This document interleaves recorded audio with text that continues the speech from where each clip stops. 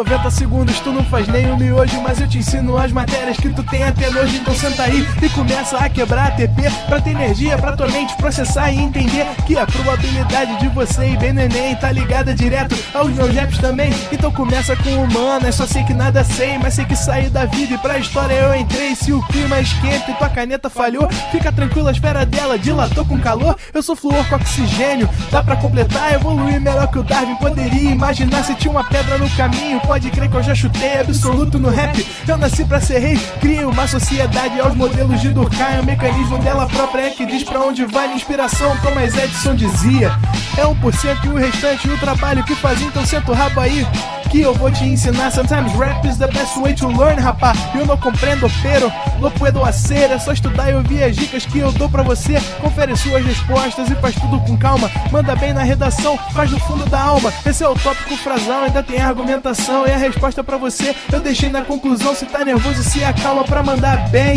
E se liga nos vídeos que eu te preparo pro Enem.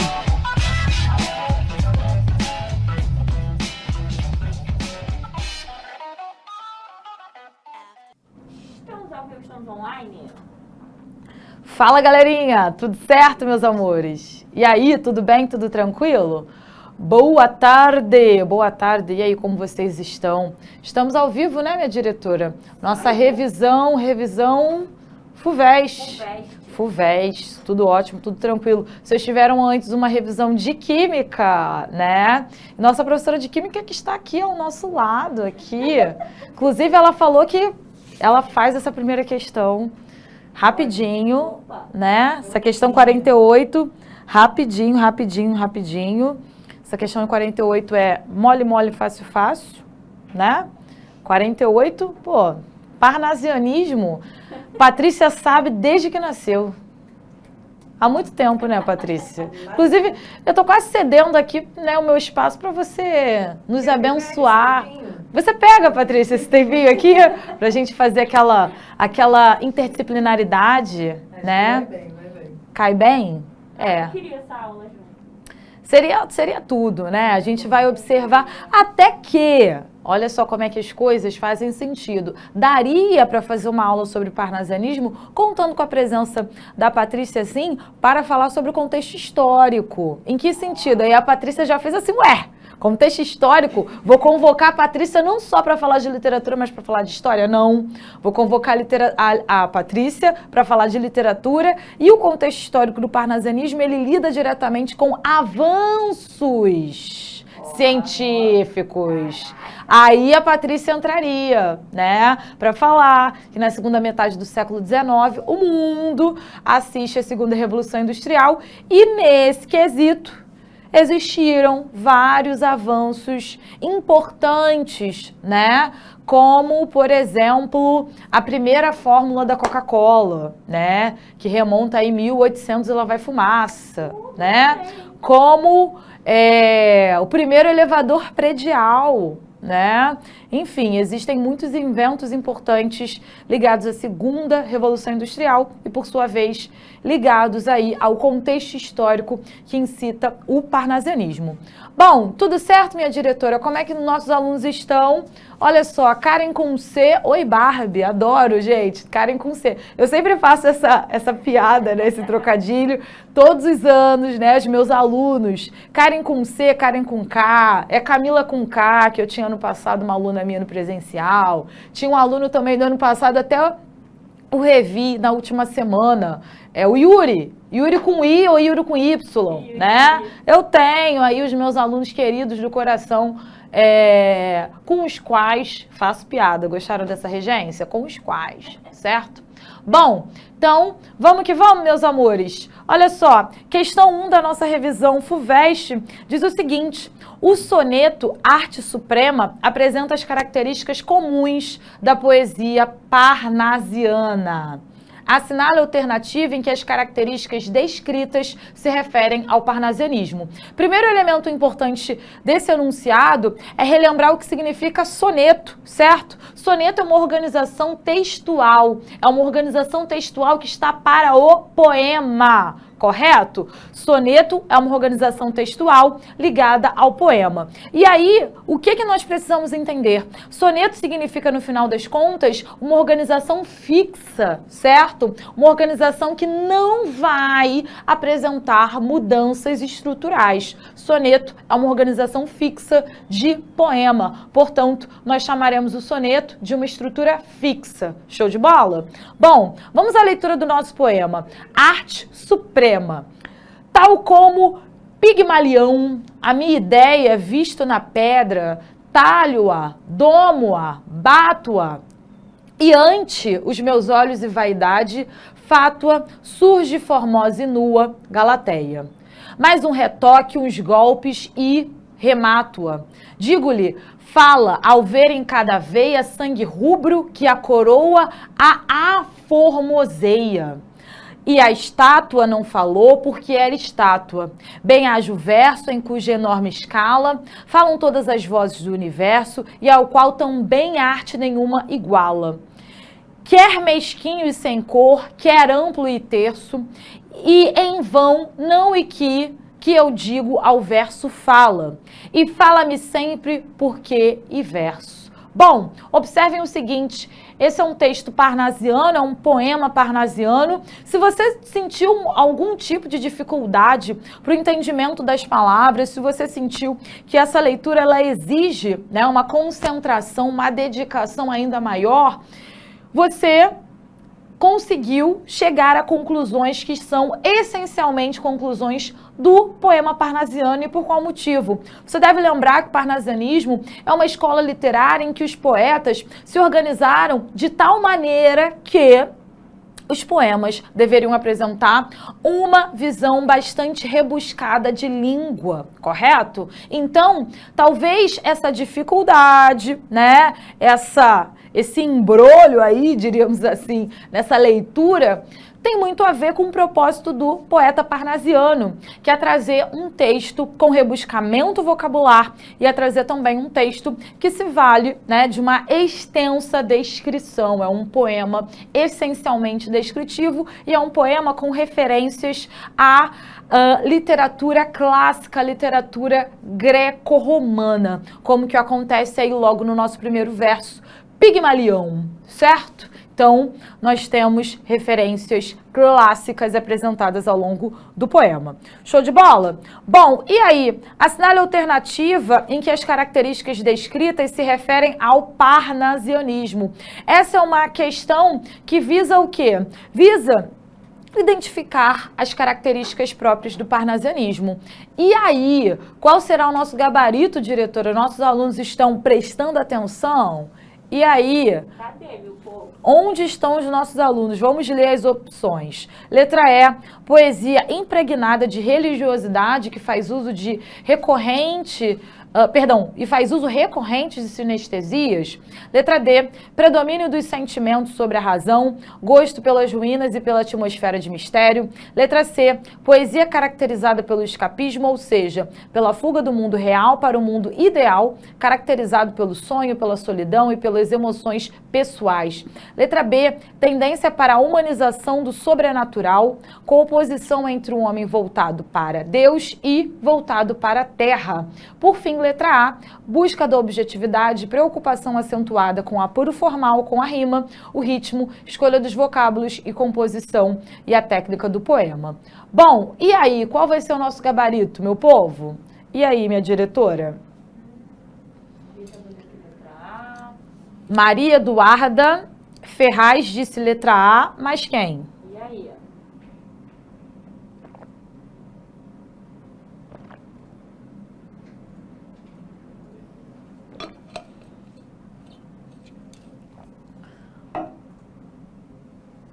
Só a Maria Eduarda que acha que é A. E aí? Andréia Silva disse letra A também. Bom, Miguel também. Então agora a galera tá entrando no bonde. Tudo bem, professora? Sim. Li agora, cheguei à conclusão que gabarito é letra A. Para quem disse letra A, acertou. Bom que vocês estão aí afiados no contexto, nas características ligadas ao parnasianismo, né? Gabarito para essa questão, letra A, Larissa, Miguel, Maria Eduarda, Andréia, Jeff, estão certíssimos. Gabarito para essa questão, letra A, busca da objetividade, lembra que o parnasianismo ele é traçado por esse olhar objetivo, né?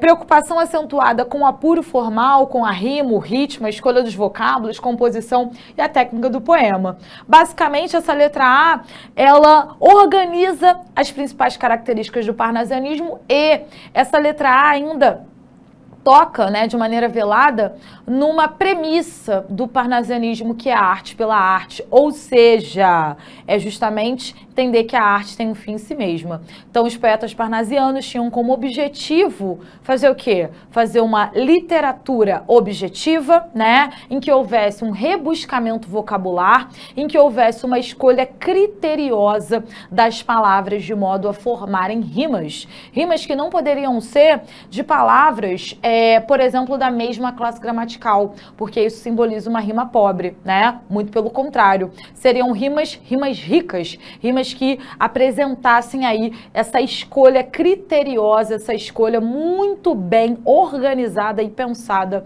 das palavras para o texto. Certo? Tudo bem? Tudo tranquilo? Olha o Jeff, ó. No dia da prova me dá um desespero, não consigo me concentrar. Olha só, Jeff, isso faz parte, né, do processo de estudo do vestibulando. Dá aquele nervosismo, você pode às vezes se sentir um pouco desconcentrado, mas, certo, você já se encontra nessa reta final e é justamente nesse momento que você, além da revisão, precisa se organizar mentalmente para poder fazer a prova da melhor maneira possível, certo? Então esse é o momento de se organizar mentalmente, esse é o momento de pensar a forma com que você vai fazer esse vestibular. Se você levar isso como bicho-papão, é pior, né? Então pensa que essa é uma prova importante e essa é uma prova em que você vai conseguir, né, a partir de cuidado, a partir, né, até de carinho e empatia com você mesmo, colocar ali os conhecimentos que você adquiriu ao longo do ano. Então é importante ter essa consciência e saber que você, com certeza, vai fazer o melhor para você naquele momento. Tudo bem? Bom, vamos lá. Olha só, questão 48 feita, gabarito letra A. Minha diretora, vamos à letra B de bola? Ou letra B de bola? 49, a professora tá doida. Gente, é isso, depois do almoço. Chegando à tarde. Diretora, está na hora do quê? Do nosso café da tarde. Ai, cafezinho. Cafezinho? Cafezinho que não é com Escobar, né? Não tem lá na Globo? Não é com Escobar. Não é com Escobar. Mas é um cafezinho. E aquela torta daquela loja, a gente não vai fazer propaganda, né? Mas aqui perto tem, né? Muito boa. Agora aquela tortinha. De morango. Meu Deus. Olha, diretora, desce logo mais 5, por favor. E passa no seu cartão, tá? Que eu esqueci o meu. Passa no seu que eu esqueci o meu. Passando da Patrícia. Passando da Patrícia. Da Patrícia. Passando da Patrícia. Isso vai ser tudo. Ela gente, já sabem que a rica é a Patrícia, tá? Qualquer coisa, vocês, por favor, chama a Patrícia aí no Instagram. Patrícia, ó. Uma tortinha. Uma tortinha para alegrar meu dia, adocicar, né? Esse nervosismo. Manda aí um salve para Patrícia. Bom, meus amores, brincadeiras à parte, vamos seguir no nosso contexto aqui?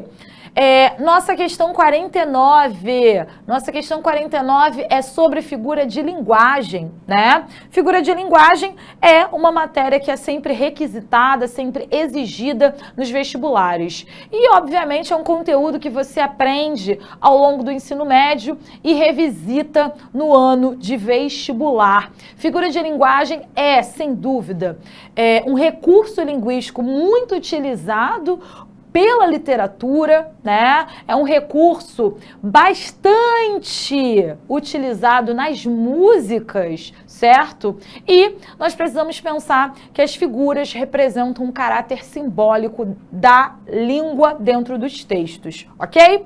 Vamos então entender um pouquinho o nosso poema base? Olha só. Nasce o sol e não dura mais que um dia. Depois da luz, se segue a noite escura. Em tristes sombras morre a formosura. Em contínuas tristezas, a alegria. Porém, se acaba o sol, por que nascia? Se é tão formosa a luz, por que não dura? Como a beleza assim se transfigura? Como o gosto da pena assim se fia? Mas no sol e na luz não falte a firmeza. Na formosura não se dê constância. E na alegria sinta-se tristeza. Começa o mundo, enfim, pela ignorância, e tem qualquer dos bens por natureza, a firmeza somente na inconstância. Bom, esse é um poema escrito por Gregório de Matos. Para quem não sabe, Gregório de Matos é um autor importante do Barroco no Brasil. Você deve lembrar também que esse cara se torna reconhecido como Boca do Inferno. O que é Boca do Inferno? E aí, por quê? Porque ele era boca de babado, boca de confusão. Gregório de Matos era o cara que fazia o quê? Falava mal de todo mundo. Falava, sobretudo, mal do dirigente da Bahia à época, aí por volta do século XVII. Inclusive, há um poema em que Gregório de Matos critica de maneira aberta, né? Ele faz uma crítica aberta, nominal, né? Ao dirigente da Bahia aí no século 17, que se chamava Antônio, e ele faz um poema, o Gregório de Matos faz um poema chamando esse dirigente de Antão, né? Era o Antônio Ferreira, ele começou a chamar o cara de Antão Ferreira, né? Acabou com a vida do cara, por isso ele se tornou reconhecido no Brasil por essa alcunha, né? Que a gente vai chamar aí de apelido, alcunha, apelido, que retrata a literatura do Gregório de Matos, mas ele não se resumiu, ele não se limitou a apenas falar mal das pessoas. Ele também fez poemas de cunho que a gente vai chamar aí de uma literatura, né, de um aspecto temático reflexivo. Esse é um poema que vai falar justamente sobre o quê? Sobre o fato de o dia nascer, o sol nascer e não durar mais que um dia. Ou seja, eu falo sobre a passagem do tempo, eu falo sobre a efemeridade, eu falo sobre tudo aquilo que está ligado à passagem de tempo, né? Nada é para sempre, tudo é fase. É esse o aspecto temático abordado pelo poema. Show de bola? Se eu sei que esse poema, né, fala sobre essa passagem de tempo e eu entendo que ele é barroco, qual vai ser o gabarito? E aí, ó, Jeff Santos falou, tristeza e alegria são antônimos. Logo uma antítese, me asseguro, gostei desse asseguro, hein, Jeff? Na letra E. Gostei da certeza, ainda tem embasamento. Quero ver. E aí, qual vai ser o gabarito para essa questão? E aí, Jeff falou letra E. E o que vocês acham?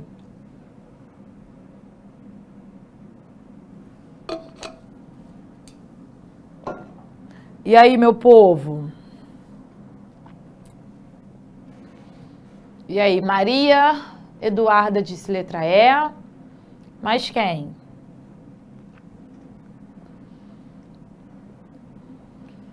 Miguel Souza disse letra C.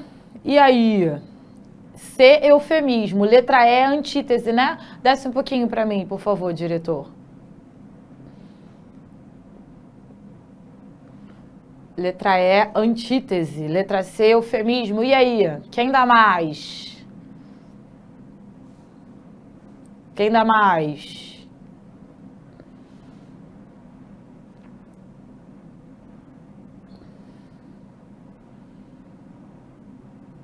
E aí?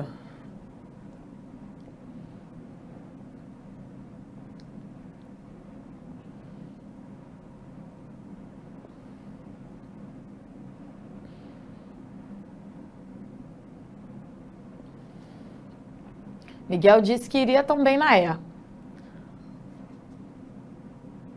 Bom, Miguel e Jeff, Ana, letra E, estão certíssimos.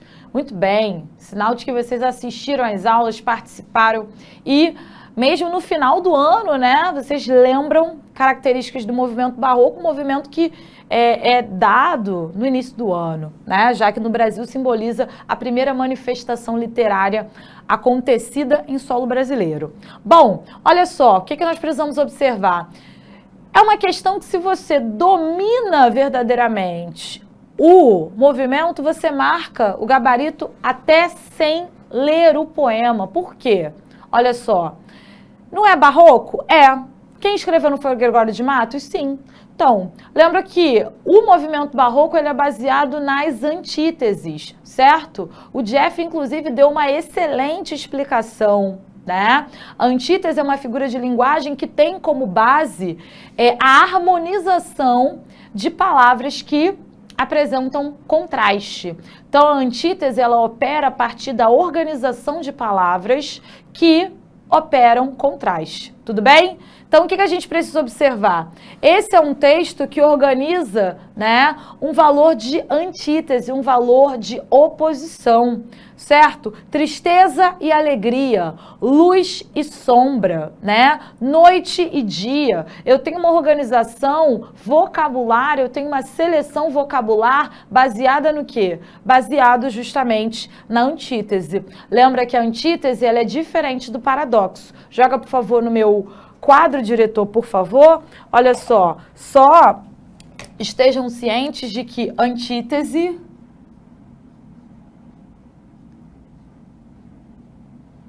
é diferente de paradoxo.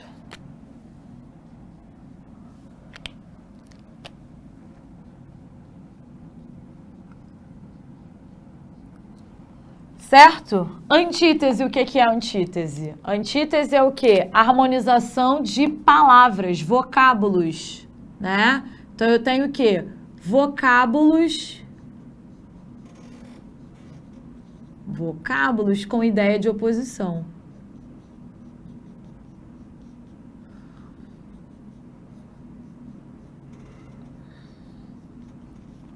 E paradoxo? Ideias opostas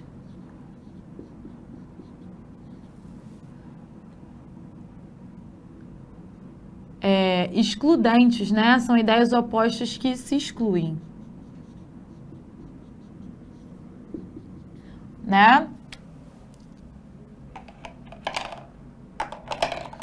Show? Joga, por favor, no meu material, diretor. Então, gabarito para essa questão. Não sei para que eu vim com isso aqui, diretor. Olha, Deus. Assim, né? Tô assim, assim.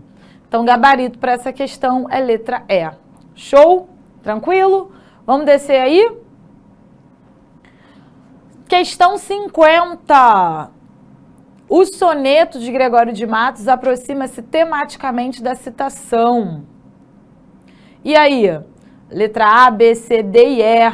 Bom, se eu entendo o objetivo desse texto, né, desse poema, fica fácil para chegar à resposta. Tranquilo? E aí?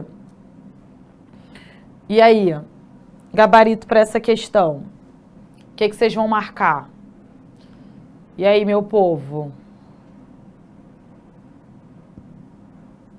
E aí, vamos ver. Os nossos alunos apontam, diretor.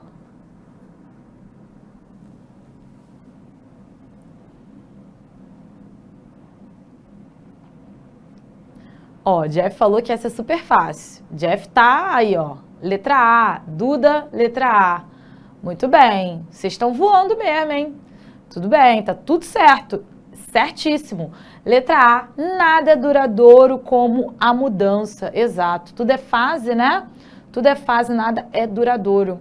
Gabarito letra A. Gregório de Matos sintetizou a frase aí do Ludwig. Inclusive é o mesmo, de repente, ó, deve ser parente da Maíra. A Maíra tem esse sobrenome, Ludwig. Eu conheço a Maíra mais de 5 anos, sei lá, desde 2015. E eu não sei falar esse sobrenome de Maíra, então não sei, mas ela deve saber falar porque é o sobrenome dela, né? O mesmo sobrenome de Maíra, né? Ludwig. O Ludwig falou que não é duradouro como a mudança. Bom, gabarito para a questão 50, letra A de amor. Tudo bem? Tudo tranquilo? Diretor, vamos botar na questão 51, por favor? Agora eu tô sentindo frio, hein, aqui no ProEnem. Tô com frio, tô até com braço russo, parece que tem que passar creme de novo, de tanto frio. Vamos lá. 51. Pode descer. Pode descer mais. Isso. Vamos lá. Assinale a alternativa cuja frase contém um numeral cardinal empregado como substantivo.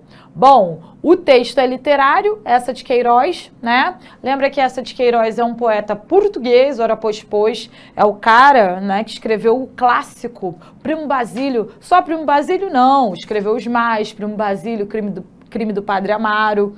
Mas a principal obra, né, a obra prima do Eça de Queiroz é o Primo Basílio, que é uma história que conta basicamente a vida, né, de Luísa, uma portuguesa com certeza, né, uma família, ela é casada com Jorge, e os dois são um casal de Portugal, especificamente de Lisboa, certo? E Luísa vive como? Luísa vive numa casa confortável, com vários cômodos, uma casa ótima, que foi conseguida por conta de uma herança, né? O seu marido tinha uma tia que morreu, a tia morreu e deixou uma casa para ele.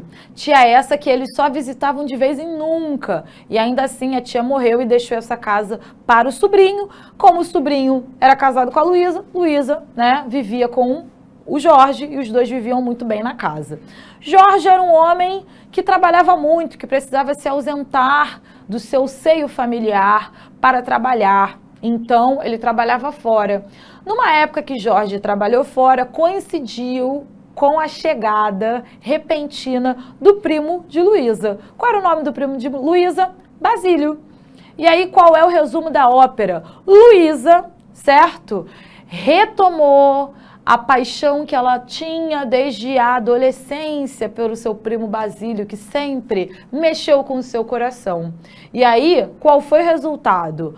Luísa e Basílio, né? Brasílio, ó. Luísa e Basílio retornaram esse amor e esse afeto. E isso, obviamente, fez o quê? Fez com que o Jorge colocasse, vestisse o chapéu de o quê? O chapéu de, obviamente, de um grandiosíssimo corno, né? Então, ele foi um grande corno. Eu costumo dizer que os alunos, às vezes, ai, professora, eu não quero ler, eu tenho preguiça. Gente, realismo, basicamente, as histórias falam sobre traição, né? São histórias que instigam os leitores. O Jorge usou o chapéu dele de chifre, né? Ele foi um grande corno lá em Portugal. E a mulher dele o traiu com o próprio primo. Então percebam aí as nuances, as complexidades desse livro. Não é apenas uma traição, é uma traição que envolve o mesmo núcleo familiar, né? E aí o que acontece? Para completar, a empregada que trabalhava na casa da Luísa, que se chamava Juliana, ela, né, descobriu que a patroa estava traindo o patrão com o próprio primo. E aí o que essa empregada faz? Ela vai e começa a chantagear. Ela começa a chantagear quem? Ela começa a chantagear a Luísa. E aí, ela acaba com a vida da Luísa, né? Ela faz a Luísa, por exemplo, colocar o lixo fora de casa. E aí a Luísa, ai meu Deus, como eu vou colocar o lixo? Como que eu vou fazer isso? Como que eu vou fazer aquilo? Ela faz, no final das contas, o quê? A empregada, né? A Juliana. Ela vira o jogo. Depois que ela descobre que a patroa estava traindo, ela vai e chantageia a patroa de modo que a patroa agora torna-se uma empregada. Ela que vai fazer todas as funções dentro de casa. Então perceba o seguinte, esse é um texto que foi publicado por volta de 1870, né, pelo Eça de Queiroz, na década de 1870, para ser mais exata, né? E esse é um texto que apresenta muitas nuances. Apresenta o adultério, que é a principal característica dos romances realistas, certo? Nota que aqui no Brasil, o grande romance sobre adultério foi escrito pelo Machado de Assis, com Dom Casmurro, que vocês ficam me perguntando aí pro resto da vida, professora, Capitu traiu ou não traiu? E o romance não é sobre isso. É só para mostrar né, que o Machado de Assis, ele escreve Dom Casmurro na tentativa, na verdade, de superar o Eça de Queiroz. E falar sobre uma possível ou não traição de Capitu é, na verdade, fazer um livro que se conecta com a temática do quê? Do realismo de maneira geral. Então, qual é a lógica?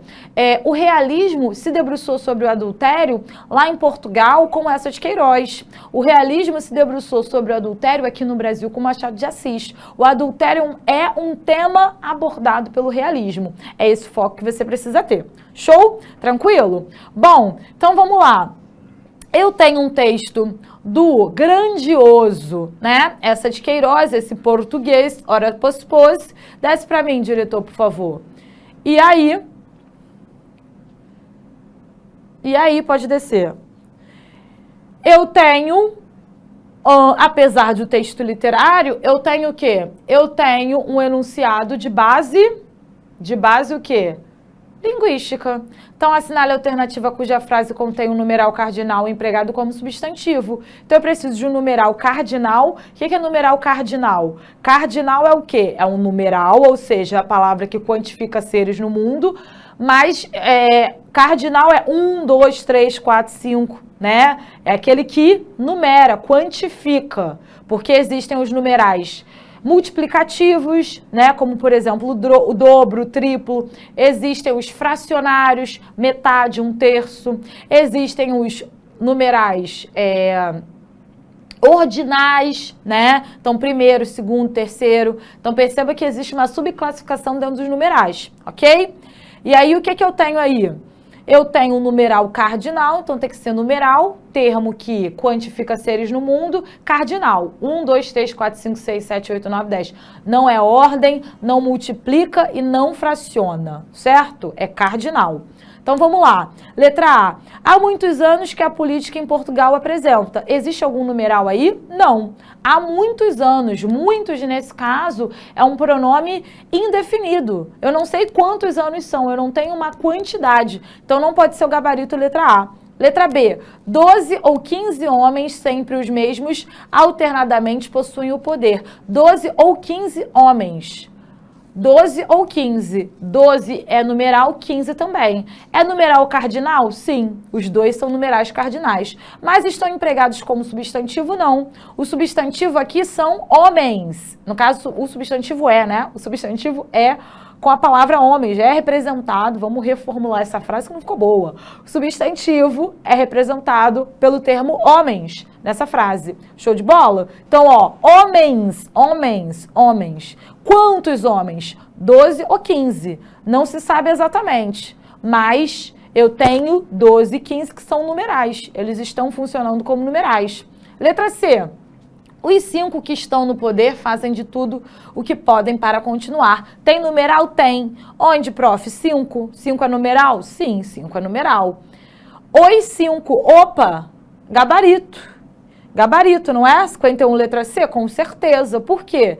Notem que eu posso substituir esse 5 por caras, homens. Então, os 5 que estão no poder, os caras que estão no poder, os homens que estão no poder. Primeiro macete. Segundo macete, lembra que toda palavra na língua portuguesa que vier depois de um artigo torna-se substantivo. Os aqui é artigo definido masculino plural. Então, 5 torna-se um substantivo. Eu tenho um numeral que nesta frase opera como um substantivo. Gabarito para essa questão, letra C de casa. Tudo bem? Tudo tranquilo? Tudo show de bola? E aí? Maria Eduarda acertou, Lívia Araújo acertou. Mas quem, diretor? Sobe um pouquinho para mim, para eu dar uma olhada. Ó, Miguel falou, muito bem.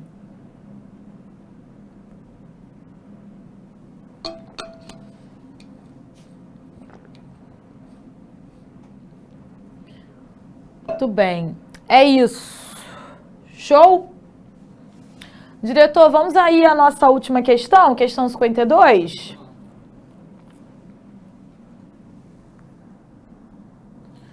E aí? 52. Vamos lá. O texto refere-se ao movimento denominado. E aí, ó. Tal movimento não era apenas um movimento europeu de caráter universal, conquistando uma nação após outra e criando uma linguagem literária universal, que em última análise era tão inteligível na Rússia e na Polônia quanto na Inglaterra e na França. Ele também provou ser uma daquelas correntes que, como o classicismo da Renascença, substituiu como fator duradouro no desenvolvimento da arte. Na verdade, não existe produto da arte moderna, nenhum impulso emocional, olha só que importante, emocional.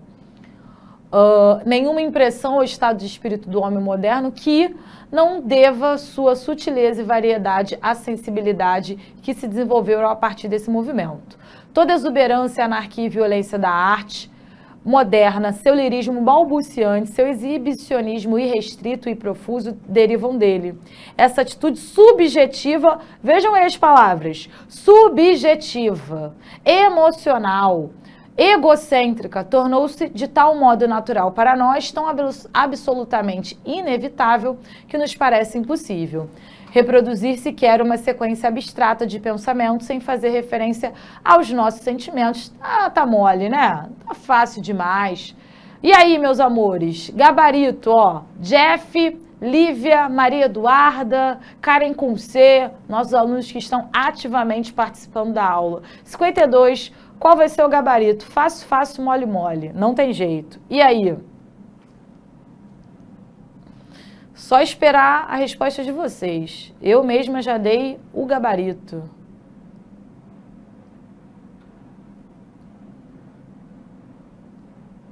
E aí?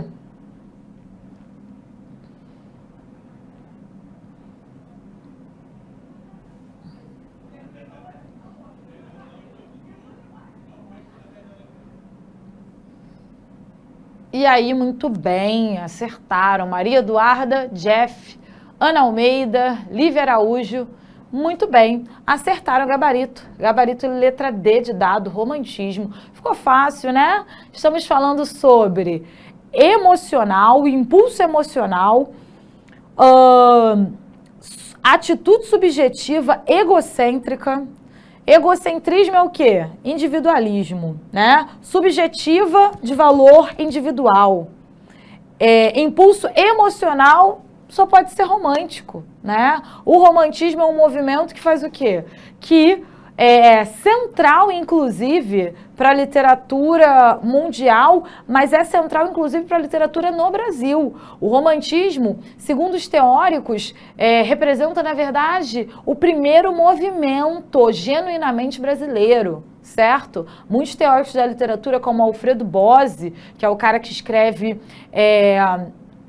a história da literatura brasileira, né? Assim como Antônio Cândido, que escreve também textos críticos sobre a literatura brasileira, esses são os dois maiores nomes de crítica, né, da nossa literatura, e esses dois grandes homens vão dizer que o romantismo representa, de fato, o início de uma literatura que pensava no Brasil, já que o barroco e o arcadismo, na verdade, recebiam muito mais influências europeias que verdadeiramente o estilo, né, europeu.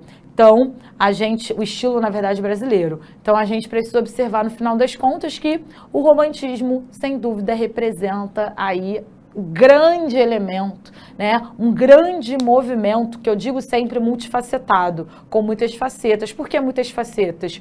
No romantismo, no Brasil, nós temos 3 gerações na poesia e na prosa nós temos eixos temáticos. Então, existe a prosa urbana, existe a prosa regionalista, existe a prosa histórica, existe a prosa indianista, enfim, nós temos uma dimensão bem ampla do romantismo no Brasil. Show de bola? Tranquilo?